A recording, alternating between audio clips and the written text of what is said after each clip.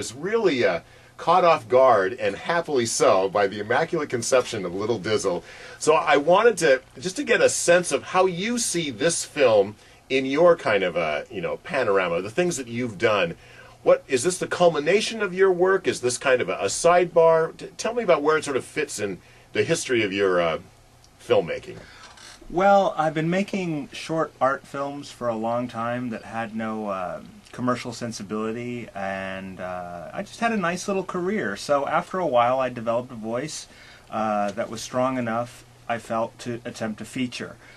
So I made a feature about what I knew at the time, which was janitorial work. And in a nutshell, the film is kind of an allegory about giving birth to something that may or may not be fit for the world. Let's cut straight to the chase and talk about that birth scene. I mean, I really, to me, it was like the best sort of bizarro birth since Eraserhead gave birth, to a child. I mean, I think it's better than that. No. Well, good enough. It's life affirming. It's birth. Yes. Birth should be life affirming. It should be fun. I wanted an independent film that kept getting better and better and better as it proceeded, so that in the third act, when we gotta deliver the thing, we do it well, and it's fun and exhilarating and meaningful and all that. And it is. Yeah. And okay. Now let's talk about all those different factors that you were going for, because it's shocking, it's startling, you kind of gasp, and it is funny as hell at the same time. So what was the intent behind that scene? Is to do all of that?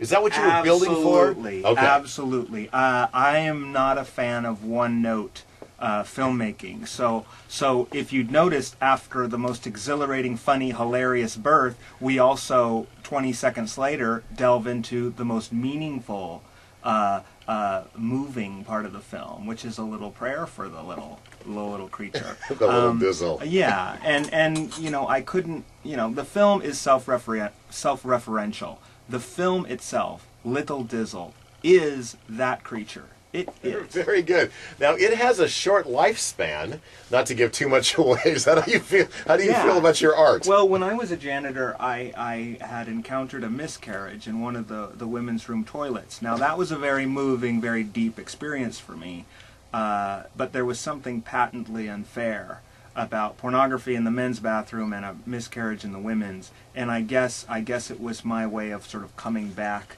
to that thought of, what if men had to deal with hard biological reality of giving birth, and not just giving birth, but miscarrying, because men throughout the ages, I mean, that's what we do. That we build things, we make things, we construct businesses, institutions, all half alive things. Women are a little closer to that stream of life, so it was my attempt to push men a little closer.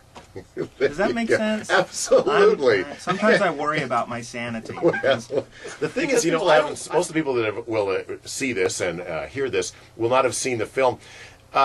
Your stars, I guess, are janitors, but they are not your standard janitors, or at least the way the outside world thinks of janitors. These guys are philosopher janitors or something. I don't know how you would describe them. Well, for better or for worse, having been a janitor for 11 years, and that really was my career. It wasn't like I wanted to do anything else. I was happy. I made art films on the side, and I was a janitor, and just the decade went by.